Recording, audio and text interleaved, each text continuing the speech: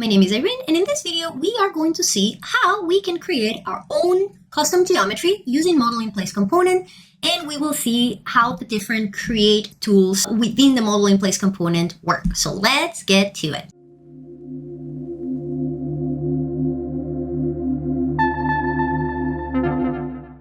Alright, so before we get started with our model in place component, we want to do a little bit of setup. Personally, when I am working with model in place components, I like to have, sure, my floor plan view, but I also always like to have a 3D view. So what I'm going to do here is I'm going to split my screen. So I'm going to click and drag the tab of my 3D view. So I have here my 3D view and I have here my floor plan view. This is going to do two things for me. Number one, it's going to make it easier for me to see the progress that I make with my geometry. But also you're going to see as we start modeling that having access to the 3D view is going to make modeling easier in some cases. In some cases, it's much easier to model in the 3D view than it is to model in a floor plan or elevation view, okay? So that's gonna be step one for me. So now with that in place, we are going to go to our architecture tab.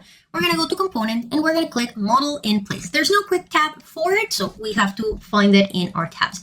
Now this is quite important. We have to select what category this geometry will belong to. So 1,000 years ago, we talked about the hierarchy of geometry in Revit, and we talked about the fact that we have categories, we have then families, we have types, we have instances. So far, we haven't really seen what's the importance of categories. That is going to come in later videos. So for the time being, you just need to know that you want to select a category because it's going to make it easier to manage the geometry later. But also, if your geometry has to interact with other geometry, they have to be the same category. So for example, if I already have walls in my model and I want to add some kind of like custom detail to those walls, that custom detail that would be a model in place component should also be of the wall category so they can interact with each other. Now, let's say that you're doing a custom millwork, casework, cabinetry, built-in, however you choose to call it, but that is going to have different things. So you're going to have the millwork, but then there's also furniture and there's also lighting and maybe there's like plants and maybe there's decor and there's all of these things. There's two ways that you can do this. Option one is that those additional things, that furniture, those plants, that decor, you could do it outside of the model in place component. That can be a little bit annoying to manage, but you can do that. There's nothing wrong with that. Or option two, you can model everything within that model in place component. And then when it comes to setting up the category, you just want to think about in general, what is the main category of this? So yes, there's plants, there's furniture, there's lighting, there's decor, blah, blah, blah. But all of it is within the millwork. Now, in the context of Revit, all built-ins, casework, cabinetry, custom builds, woodwork, whatever you want to call it, will be referred to as casework. And I will, going forward, use the word casework whenever I'm talking about this category. So you're going to select your category. That's the first and most important thing that we're going to do. Now, one thing, we cannot quite see it here, but you can actually see this a little bit of a preview here. Certain categories and certain families have certain properties that are specific to them.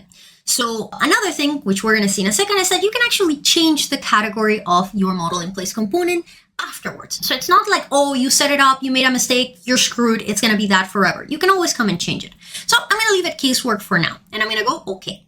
Second thing, you need to give a name to your model in place component. Once again, you want to be descriptive. So, I'm not just going to call it brr because then, 2 weeks later, I will have completely forgotten that this is what I did. And it's going to be really hard for me to find what I'm looking for. So you want the name to be descriptive. So let's say that I am going to call this guy, I could call it bar. I could call it front desk. I could call it kitchen. I could call it vanity. I could call it bookshelf, whatever it is. In my case here, I'm going to call it test casework.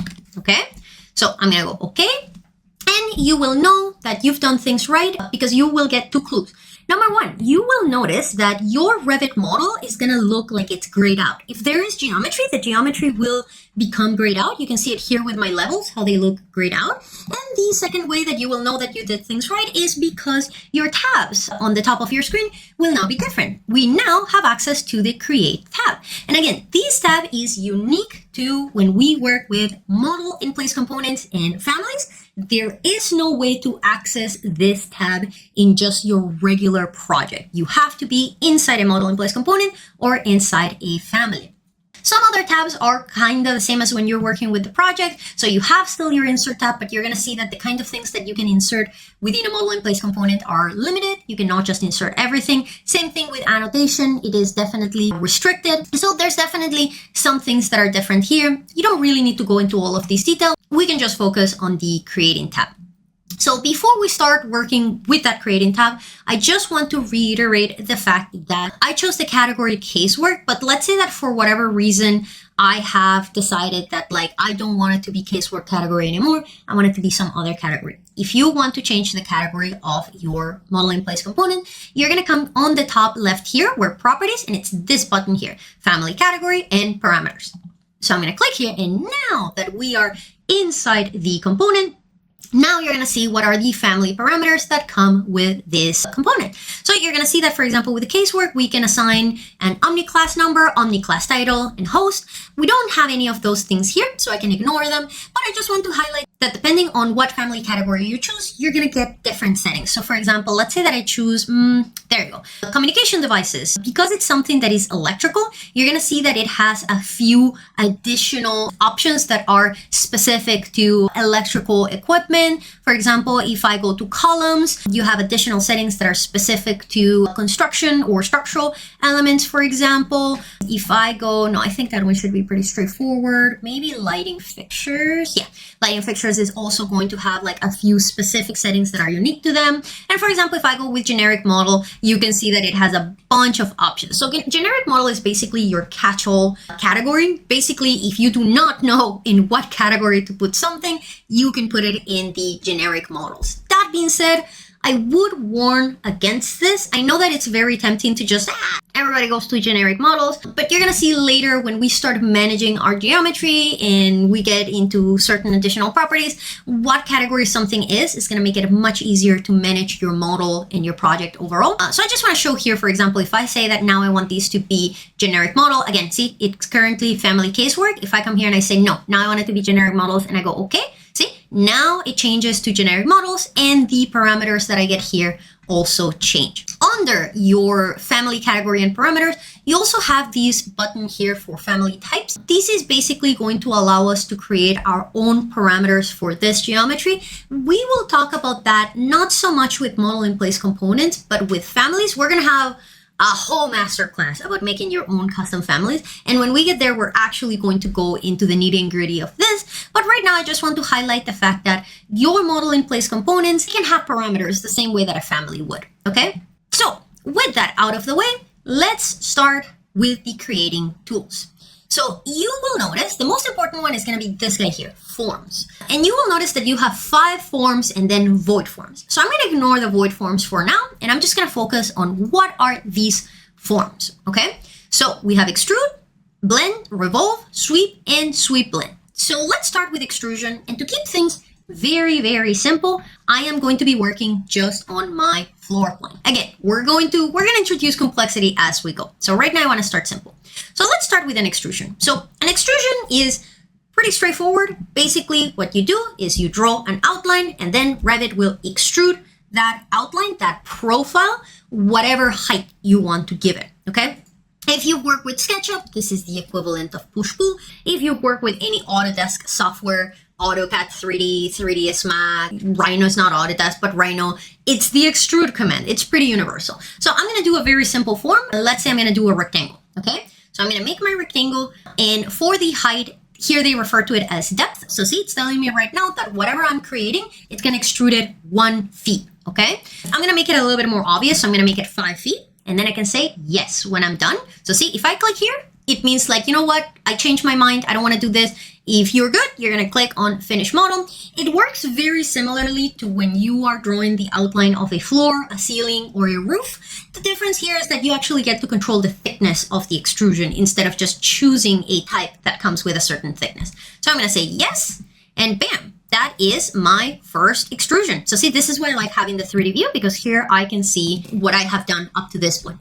Now, one thing that I like about the creation tools is that you don't necessarily need to go inside the editing of the profile if you want to make changes. So for example, if I select this guy here, you're going to see that I have these little arrows, so I can easily change the general proportions of this object without me having to go back into editing the extrusion. There are certain limitations to this. The more complex the geometry is, the less of these little pickup arrows you're going to have.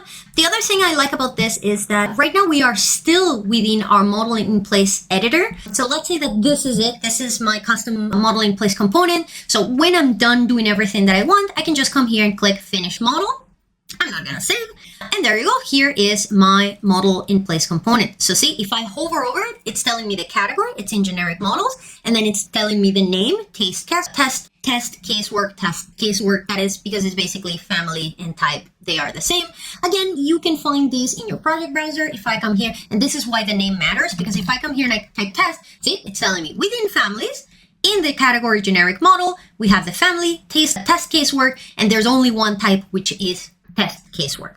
So the one thing that I wanted to point out is that another thing that I like about model in place component is that sometimes you're going to be able to make changes without even having to go into edit the component. So if I click on this guy, see, I don't have to go into edit place. I can just directly make changes to this guy here. See? So it's very easy to work with them. Again, this is one of the things that I find funny because I have a lot of conversations with people that are like, oh my God, I hate Revit. It's so stiff. I cannot do anything. It just comes with these options. And number one, yes, I agree with you. It is kind of stiff, especially if you compare it to something like a SketchUp or a 3ds Max. But it is not as stiff as you think. There are a lot of options here. You just need to discover them. So let's go back to editing this one model in place component. So this is another important thing. You can have more than one model in place component. My recommendation here is you do not want to have a single model in place component that contains all of the custom millwork within your model. Number one, that would be extremely heavy. Number two, that would be really annoying to manage because you would have to go into edit the component every time that you just want to make a little change to anything. So instead, my recommendation is that you want to break your model in place components into parts based on the different areas or elements in your project. You can think about it in terms of like if you would be asking a cabinet maker or somebody to build this for you, you don't just give them, yes, there is these custom millwork that is the size of a house and it's just a bunch of little things. No, you would be, here's the kitchen, here's the bathroom, here's the closet. So you can break it into those model in place components. Or if you want to be super picky, there's pros and cons to this. You could even break it further down. So like, for example, if you are doing a kitchen, you could say, I'm going to make a component for each cabinet and I'm going to make a component for each shelf. I don't necessarily think that's the best way to proceed, but there is no hard rule that says in how many parts you can break a component. So let's get back into our model in place editor and see what else we can do. So same as when we are working with our floor or roof or ceiling, the rules for the profile that define a extrusion are going to be similar in the sense that a boundary has to be continuous. It cannot have gaps. So you cannot have lines that intersect each other or that are shorter. So for example, if I come back here to my profile, and for example, let's say I'm going to have this line crossing like this. If I try to finish this, it's going to give me an error, right? Same thing. If I come here and I make this line, for example, shy, and I try to finish this, it's also going to give me an error. It's going to tell me there is a gap in your drawing. One other issue that you can encounter that is much harder to detect is if you have lines overdrawing. So what does this mean? Well, here we have this line, and let's say that I'm going to draw another line from here to here. So see, it immediately, it's already giving me a warning. It's telling me you have overlapping lines. That's going to cause issues. But I'm going to ignore it because, you know, this is how we learn in life. We ignore things until they become a problem. So the problem here is that you're not going to this is not going to be obvious that you have two overlapping lines. But when I try to finish my model, it will tell me there are overlapping lines. And see, it is going to highlight for me where the overlapping lines are, but it can't really tell me like, hey, there's these two guys here, or 3 or 4 or 17. So very careful about that. You do not want to have intersecting lines, shy lines, or overlapping lines. But you can have multiple boundaries. So for example, if I have my square and then I put a circle within my square, when I finish, Revit is going to interpret that as my first boundary is the extrusion and my second boundary is a hole within that extrusion. Let me actually switch it to shaded. There you go. That looks much, much better, right? Really cool. Another thing that I like about extrusion in particular, and you cannot necessarily do this with all of the commands, so we're going to see which ones we can, which ones we cannot, is that you can actually have multiple shapes within the extrusion. So for example, if you're doing something like a floor or a ceiling or a roof, the boundary is a single boundary. Any secondary boundaries should be within the first boundary. But in an extrusion, I could, for example, have, let's say, this guy here and that guy there. I can have as many boundaries as I want, as long as none of them are violating the rules of a closed boundary. It is going to let me extrude the whole thing as a single unit. So this is really, really handy if you just want to model a bunch of things at the same time. So for example, if you would be modeling shelves in a bookshelf, you don't have to make each individual shelf. You could make a single extrusion that contains all of your shelves.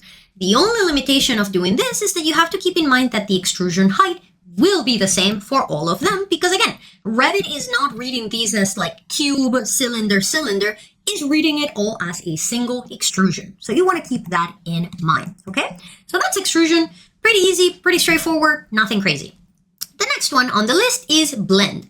Blend is quite fun. Blend is basically an extrusion where you have one profile at the bottom and one profile at the top. In the example that they're given here, you have a square to a circle. So let's see how that looks like. So again, I'm going to continue modeling in my floor plan view here. So I'm going to go here to my blend, and you're going to see that here it's a little bit different. So it's telling me that I have edit top. So basically this works as opposites. So when you start modeling a blend, you always start with the bottom profile. If you want to start with the top profile, it's going to tell me like, I cannot do that until you give me the base. So let's say I'm going to do my base. So I'm going to do a square, right? I'm not worried about sizes or anything. Again, this is just to demonstrate how the tools work, right? So once I have done my base, now I can tell Revit that I want to do the top. And now I'm going to do another profile. Now I'm going to come here and I'm going to make that a circle. So I want to start just with like the shape, like the one that is in the picture, right? So we have square to circle. Again, 1 feet is too short. Let's make it 5 to begin with.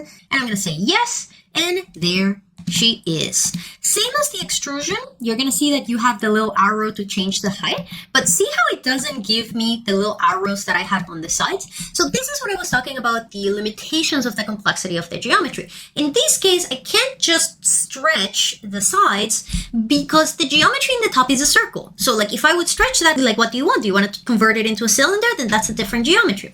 So depending on what is it that you are modeling, you're going to get more or less of these little arrows. Like see, for example, with this guy, I get a bunch of little arrow options. With this guy, I get less options. Now, an important thing to understand when we are working with blend is that just because the picture that you saw has both geometries on top of each other, that does not mean that they have to be on top of each other. So for example, I could come here and say, I want to edit the top. And let's say that number one, I want to make it smaller. But number two, I don't want it to be within the square. Like it can be somewhere else. And I can come here and say yes. And that is going to alter my geometry. So this one is really, really cool as a tool. The best example that I can give of an instance to use it is, for example, the legs for a lot of furniture, whether it's tables or chairs. A lot of them have these table where it's like a bigger cylinder at the top and then it becomes thin at the bottom. You're going to use a blend for it. Easy peasy lemon squeezy, straight up. And again, these geometry can be as complex or as simple as you want it to be. Let's say I'm going to make it a little bit taller so we can see these distortion a bit better. Beautiful. Now, there are some limitations to a blend because of the nature of the blend. Because the nature of the blend is a base geometry to a top geometry, you cannot have multiple profiles. So for example, if I come here and I make a circle next to the first one and I try to finish that, it's going to give me an error. It's going to tell me there's more than one loop and that is not allowed. And the reason for it is because how do you want Revit to take these two shapes and merge them into a single one? And again, this is not a problem of like, oh, I need to have two boundaries in top and bottom. Like, see, if I just say like, oh, let me add something, it's not going to let you. So in the case of a blend, you can only have a single boundary, okay? So that is definitely a limitation to consider. Now, that is not the end of the world. You're going to see that there are ways that we can still do whatever it is that we want to do. So that is a blend. And obviously, like a blend can be far more complex. Like, for example, I could come here and say, I'm going to edit my base. And let's say that instead of a square, let's say that instead I want it to be some kind of like weird wavy shape, as big or as small as I want it to be. And then I'm gonna finish it with a line just so I don't get into any trouble. And then I can say, there's overlap. Damn it. There we go. I have such a hard time working with splines, but I love them. There you go. See? So you can make some really interesting and complex shapes with blend. I also love blending if I'm making like some kind of draping or curtain within a project. If you have a lot of them, you may not want to have to model each and every one of them. There are easier ways to do it. But if it's like a one shot, one drapery that is like a feature of your project, you can use blend. And then basically you have the outline of the drape on the floor and then the outline of the drape on the ceiling and whatnot. So really cool one to blend to. The next one on the list is going to be Revolve. Now, Revolve is an interesting one because it's basically the extrusion, but instead of extruding linearly, we're going to extrude radially. So it's revolving like the name says. So let's see how this guy works. You may have noticed, and if you haven't, I want to point out that all of these three creation commands work on the same principle. And that principle is that you have a profile that gets extruded in a certain way. And really what varies from one creation command to the other is how many extrusion profiles you can have and what path the extrusion follows. So extrusion is one profile. And again, when I say one profile, I mean like a starting profile. Whether it has many shapes or a single shape doesn't matter here. I'm talking about like outlines. So you have a starting profile and then it's just extruded linearly. Blend has two profiles, bottom profile, top profile, or start profile, end profile, and then the extrusion is just following the position of those two profiles. Revolve has a single profile and the extrusion is going to be in a 360-degree radius. So let's start with something simple like a little rectangle. Okay, so that's my profile for extrusion. Now, you're gonna see that in this case here, you get two options for drawing. So now I am drawing my boundary line. So this is my profile. And now when I'm done doing my profile, now I can draw my axis line. So my axis line, I can pick it from an existing line in my model, or I can draw it. So I'm going to start by picking it just to show you. So let's say that I'm going to say, oh, I don't have anything nearby. Never mind. Let me draw it. So let's say that I want it to be right on this axis here. And you're going to see why I'm doing it this way. See? So this is my axis of rotation. This is my profile. When you have those two things, you're going to say yes. And what you can see here is that basically I've gotten a cylinder. Why? Because I have a rectangle that is extruded 360 degrees around a center axis. Now, with my extrusion and blend, I basically had a distance or depth or height, however it wants to refer to it. With the Revolve, you basically have a start angle and an end angle. So see, if I start at 0 and end at 360, it's a circle. But let's say that I'm going to come here and say 180. Now it's half a circle. If I want it to be the opposite, so I want my hump to be on the top, then I can change this. I can say, okay, it starts at 180 and then it ends at 360.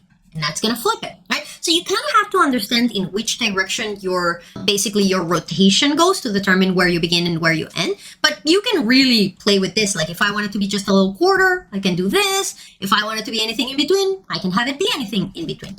Now, one very important thing to know when you're working with the Revolve tool is that the relationship between the profile and the axis of rotation will dramatically change what geometry you get. So what do I mean with that? Well, let's say that I'm going to double click here so I can go back to my modeling, and I'm not going to change anything other than moving my axis a little bit away from my profile.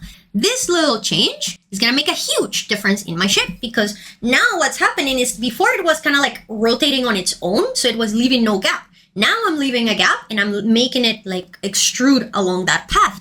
And the direction of the axis is also going to give you different results. So for example, if I go and I rotate this axis, let's say that I'm going to put it here and I'm going to put it there and I do this, now you get a completely different shape. And if I come here and I do this, let's rotate it one more time, and I do something like this and I do this, now I'm going to get a completely different shape. So the relationship between the profile and the axis is how you create complexity with Revolve. Now, Revolve is usually used for very traditional things. Basically anything that is a column, a pedestal, a leg, a baluster, anything that is basically the same profile in a cylindrical shape or semi-cylindrical shape is going to be a good candidate for Revolve. But I just want to show with this the fact that it can be far more complex than that. And obviously then from there you can iterate. Right now this shape is relatively simple because the profile is relatively simple. But for example, imagine that I come here and I do this guy.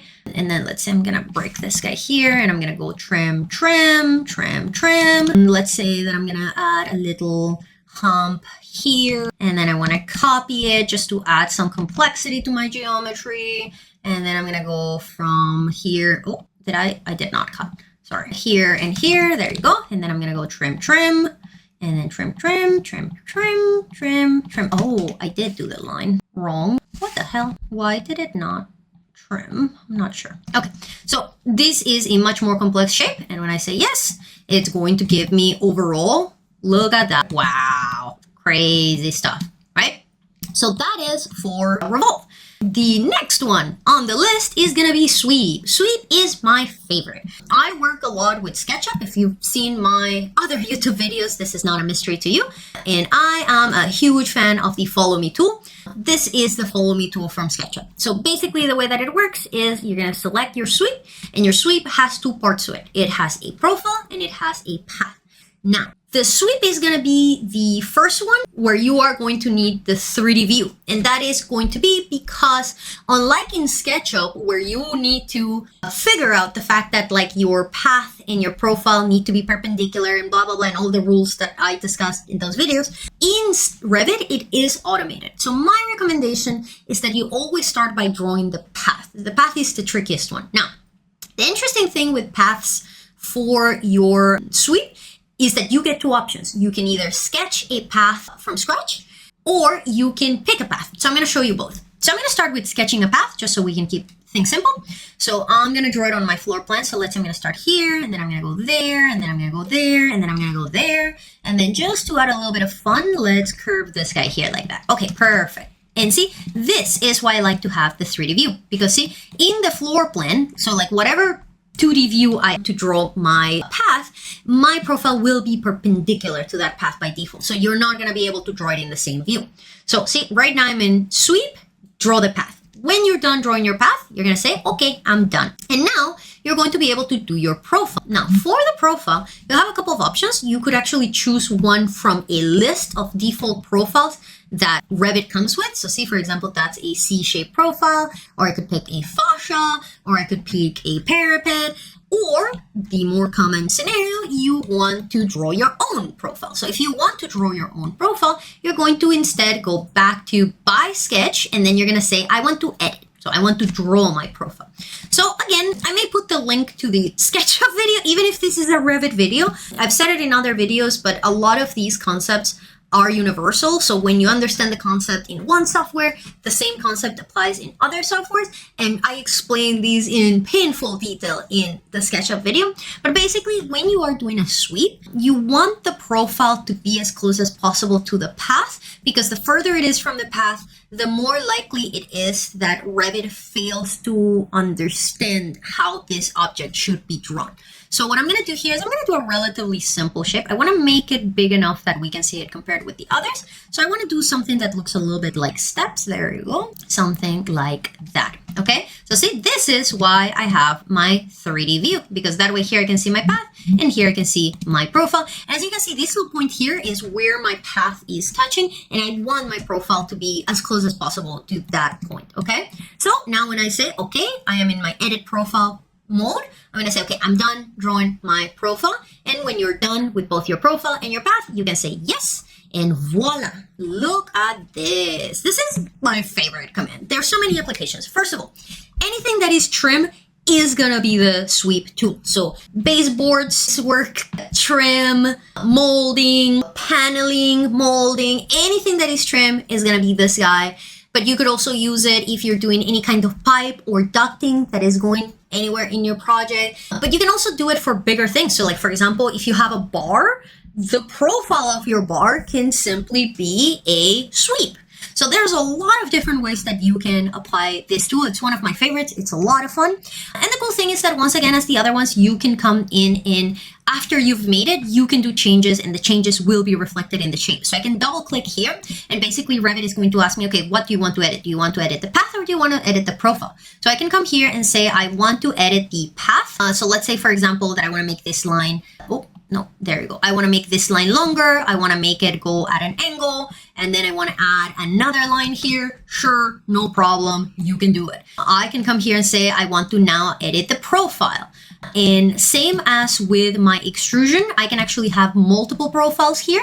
So I could come here and say that I also have these detail added. Maybe that's like some kind of pipe or something. And I can come here and maybe say that I want this guy to be taller and I want this guy to be longer. So I can do, it doesn't have to actually specifically touch the point. So I could come here and say like it is in close proximity of the point, but I don't necessarily need to have it touching the point. So I can do whatever changes I want. And then when I finish, oh God, this is the problem. It's basically telling me I'm not gonna be able to create that sweep that you've given me because of like the angle. So that's unfortunate. This is why I usually try to be a little bit careful. I think it's because of this angle. I went too fast, too hard.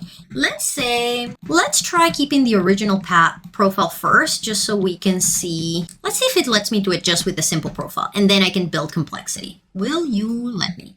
Yes. Okay. Yeah. So see, this is kind of what I was talking about with like some of the complexity of it. The more stuff you have, the harder it can be for Revit to know how that shape gets extruded.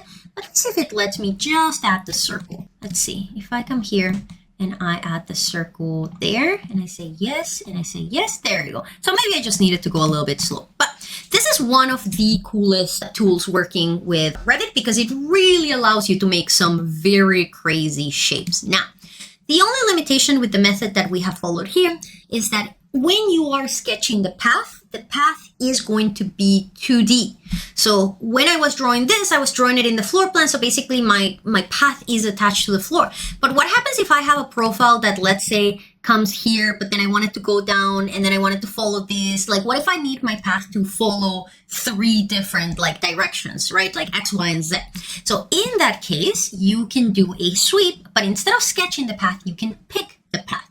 Now, the limitation of this method is that you have to have existing geometry from which you are going to be picking the path. And there can be no gaps. So this is one important thing. I didn't mention it. It also applies here. But for example, here, if I go to edit my path and I draw like a random line here and I say yes, it's going to give me an error because the path has to be continuous, okay? So the same thing is going to happen with my pick path in this case. It has to be continuous. So I'm going to come here and I'm going to say sweep. And this time, instead of sketching my path, I'm going to pick my path. So let's say that I am going to start here, right? And then I'm going to go here and I'm going to go here and then go down there. And then let's bring it over there to finish it, right? So my path, and it could be curves, it can be anything. As long as it is continuous, it will give me no issues. So I'm going to go here. And once I've done that, now I can draw my profile. This time I'm going to make it simple. I'm just going to make it a little circle so we can see what's going to happen. And I'm going to say yes, and I'm going to go yes. And there you have it. See? So if you want your path to be 3D, basically, you need to first have a geometry to then pick a path to follow. Okay? Really cool stuff. Again, sweep is one of my favorites. And then finally, we have the sweep blend, which is the final boss of the creation forms because it's basically mixing a sweep with a blend, which means that it's a sweep that has one profile at the beginning and one profile at the end. So I'm going to select this guy.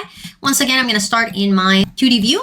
And you can see that same as before, I have the option to sketch a path or pick a path. Now, I will point out that I have found that I have a lot more trouble when creating complex paths with a blended sweep than with a regular sweep. So I only usually do this if it's like a single like curve path or something like that. This guy can be problematic. Let's see. I'm going to give it a try now and we're going to see if it lets me basically. So let's say I'm going to do, there you go. See, it just let me draw the one straight line, which kind of makes sense because it doesn't really, when you get to that endpoint, like it doesn't really understand like how do you want me to distribute this? So you have a start and you have an end. So this guy is better if, for example, you want to do a curve profile, right? So I can do something like this. Or I could do, let me see if it's going to let me do a sweep. There you go. So it's good for like a sweep. It's a perfect candidate for this guy. There you go. Love it. I'm going to live to regret this because I always live to regret sweeps. And not sweeps, sorry, splines. And then see, same as when we were doing the blend, you have your start profile and your end profile. So I'm going to keep it simple. So let's say that my first profile, it's going to highlight for you which one it is that you're working with. So I'm going to say profile 1, edit. And then see, it's telling me, see how this one's grayed out and this one is not? That means that this is the profile that we're drawing. So let's say that this guy here is going to be like a really, really skinny rectangle horizontally.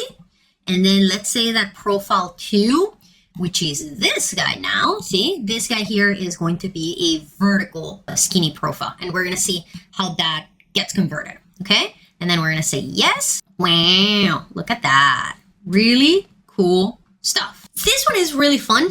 It's also hard to work with. You can, if you go to edit the sweep blend, you have this option here of editing vertices. This basically allows you to play with the way that the deformation happens. So basically, if certain things tilt in one direction versus another, or in how many breaks the geometry needs to basically create the form that you're looking at. It can be, say like you can twist it. So that's going to change a little bit the way that the shape is generated. I only ever use this guy if when I generate my form, it doesn't look the way that I want it to look. So see, for example, this one has done it, so it's splitting it a little bit further down. And when you're done, you may notice that there's no like yes or finish, and that is because you're in the editing vertices panel. So all you need to do is come back here and say, okay, I'm done, and say yes. And there you have it. See?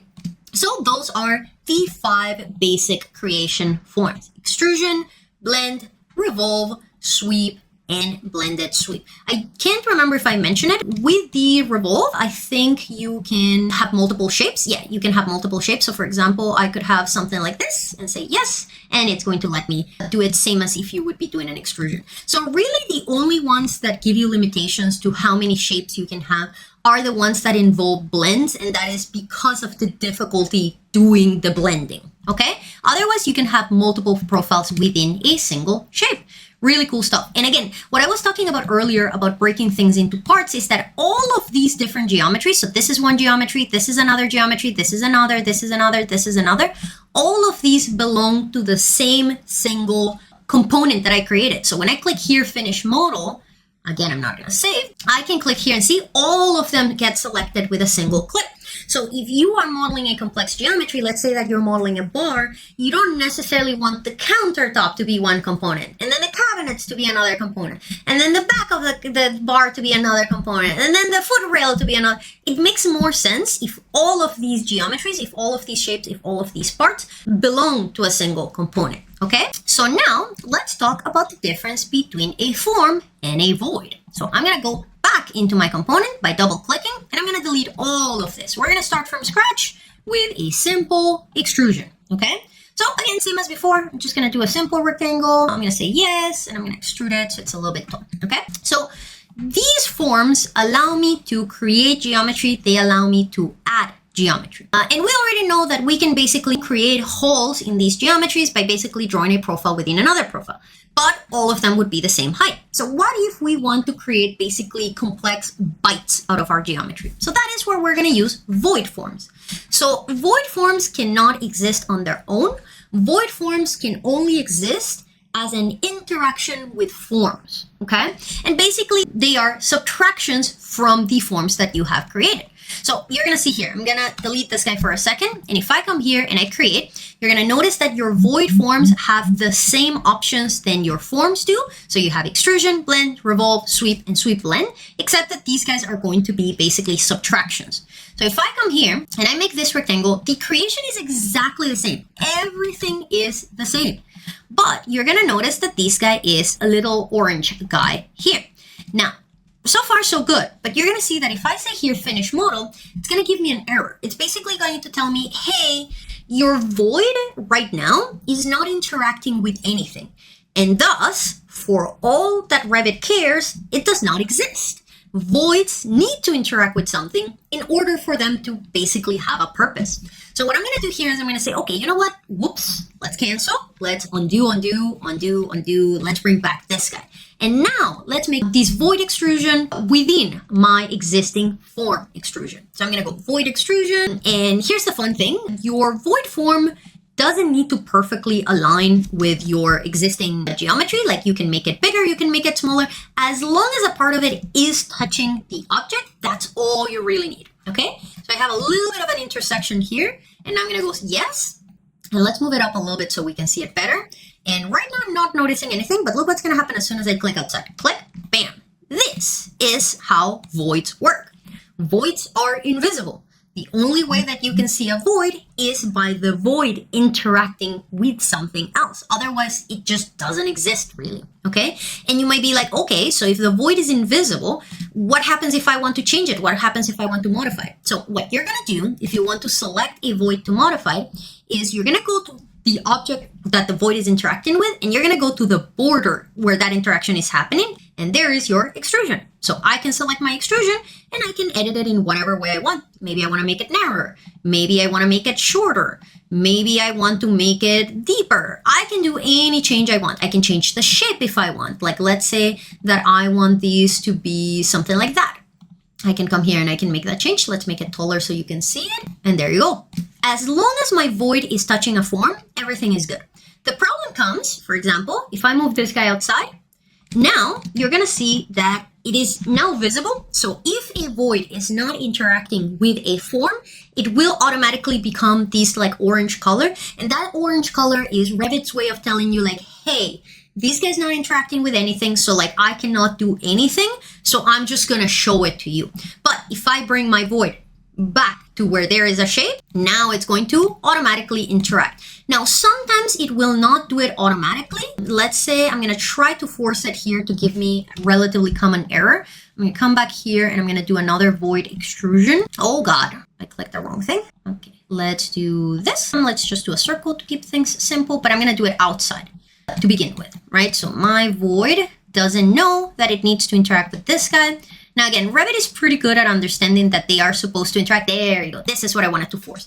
Sometimes, so when you model a void already intersecting with a form, Revit is smart enough to understand like, oh, okay, you want these two guys to interact. But sometimes Revit is not that smart. If you model the void basically outside of the form and then you bring it in, sometimes Revit will cause basically this kind of error where it's telling you form, void. I don't know what you want me to do with them. So if this happens to you, the way that you're going to force Revit to recognize the fact that these two guys are going to interact is with the cut tool, okay? So you're gonna go cut, and then it doesn't matter in which order you click, but basically you're going to select the guys that you want interacting with each other. So void form, yay, now it works, okay? And if you change your mind and you're like, whoops, I didn't want it to do that, you can always come here and say uncut, and it's gonna be the same thing. This guy, and it's gonna separate them, okay? So you can always fix things. This is smoothly taking me to the other interesting tool within Revit, which is join. So for example, let's say that I have this form here, and then I can come here and say, I'm gonna make another extrusion. I always make extrusions just because they are easier. So let's say that I'm gonna make this little guy here, and I'm gonna do this, and I'm gonna just make it a little bit tall here, right? So right now, these guys are kind of like touching each other, but not in a way that looks good. Like, I don't like the fact that there is no line there, and I don't like the fact that you can see these kind of like clipping in. So how can I fix this? I mean, technically speaking, all I have to really do is this. Don't be lazy, Irene. But let's pretend that it's a complex geometry and I can't just do that. So one easy way to have two forms get together is using the join command. So cut to have forms and voids interact, join to have form and form interact. So I can come here and say you, recognize you, and see, it now basically merged them into a single element. Same as with my cut, if I change my mind and I want to undo it, I can do unjoin geometry and say you, and oh God, oh yeah, it already did it, it's automatic, right? So you can add your geometry. So the interesting thing of join and unjoin is that it basically gives you a little peek into how we actually make complex geometry in Revit. And it's by what I describe as the methods of addition and subtraction. Again, I have a SketchUp video about this because these concepts are universal. Basically, the idea is that you can create very complex shapes by either adding together lots of little simple geometries, or you can create complex geometries by taking bites out of a bigger overall geometry. In Revit, I find that like it's not like you're gonna pick either or, you do both. So we use voids when we want to take bites out of our geometry, and you use join when we want to add additional elements to our geometry. And with that, we have reached the end of this video. I'm going to have another video that is going to be talking just about reference planes and how they work and how they affect the way that our models can be moved and edited. But I'm going to leave that for another video so things don't get very complicated. If you have any questions, by all means, feel free to add them in the comments. If you like this video, feel free to give it a like, maybe subscribe. But otherwise, thank you very much for joining in. Thank you very much for sticking through, and I will see you in the next one. Have a good one. Bye.